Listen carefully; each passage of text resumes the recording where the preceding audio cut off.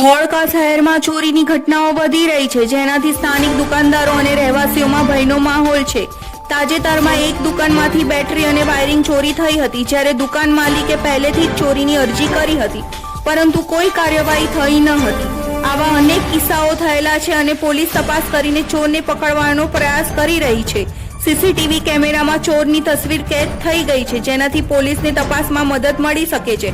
થોડા દિવસો પહેલા સામેની સોસાયટી અમન 2 સોસાયટીમાં પણ ચોરીની ઘટના બની હતી। રિપોર્ટર ઇત્રીસ શેખ, ધોળકા।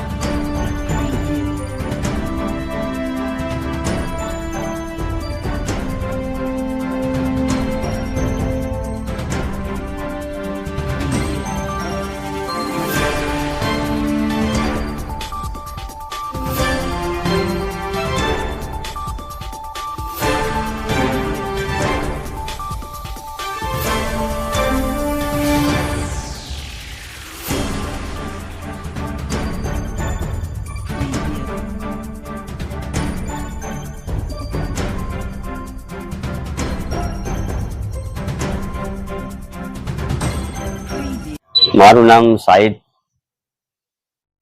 મિયા યાસીન મિયા મારું નામ છે।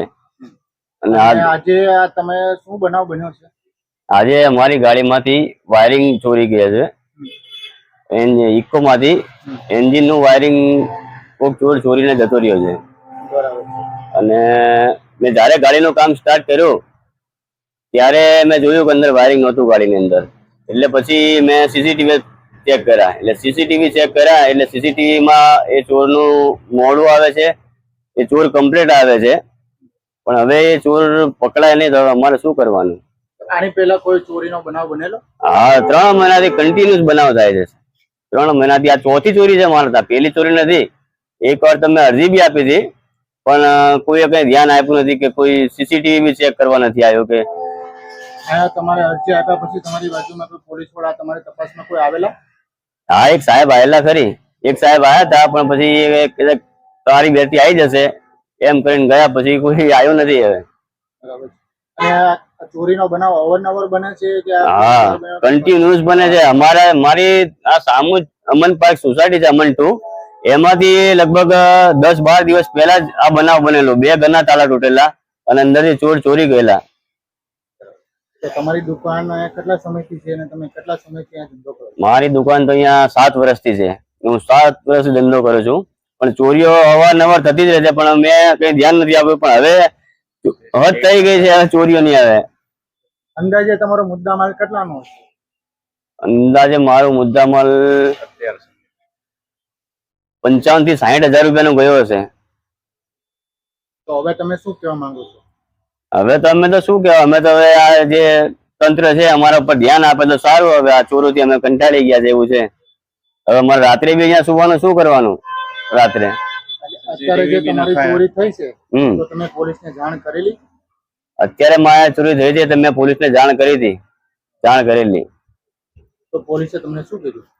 પોલીસે સીસીટીવી ફૂટેજ ને બધું મેં એમને આપ્યું છે, પણ પછી હવે એ કહે છે કરીશું, એનું હવે શું થાય છે જોઈએ। હવે તમારી કેવી માંગ છે?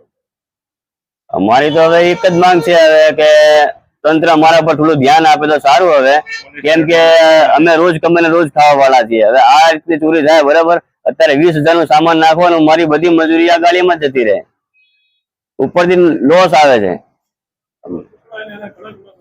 અને હા, ચોર પકડાય એના કડકમાં કડક પગલા લે તંત્ર, બસ એ જ અમારી તો રિક્વેસ્ટ છે એમને।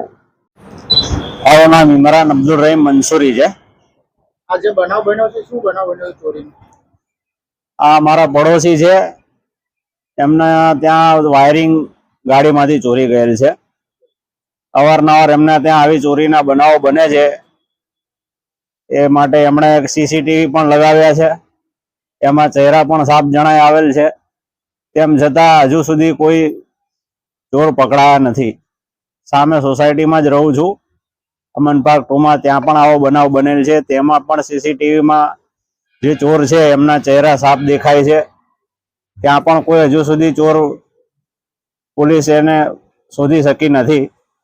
તો તમારી કેવી માંગ છે? એમ કે ઝડપી લોકોને એમ કે પકડી પાડી અને એમના ઉપર કાયદેસરની કાર્યવાહી કરવામાં આવે અને પોલીસ પેટ્રોલિંગમાં વધારો કરી અને ચોરીના બનાવ ના બને એ માટે થોડુંક પોલીસ પેટ્રોલિંગ વધારે કરે તો સારું, કેમ કે રોડના હાઈવેની સોસાયટી છે, અવારનવાર આવા બનાવ બનતા રહે છે. ચોરો ઉપર નસીહત કરવાની એમ કે પોલીસને થોડી એમ કે રિક્વેસ્ટ પોલીસ ખાતાને કરવામાં આવે છે, તંત્રને. हम दिखाएंगे सच्चाई की खबर चैनल को लाइक कीजिए, सब्सक्राइब कीजिए और हमारे साथ जुड़े रहिए. हम दिखाएंगे आपको सच्चाई की खबर.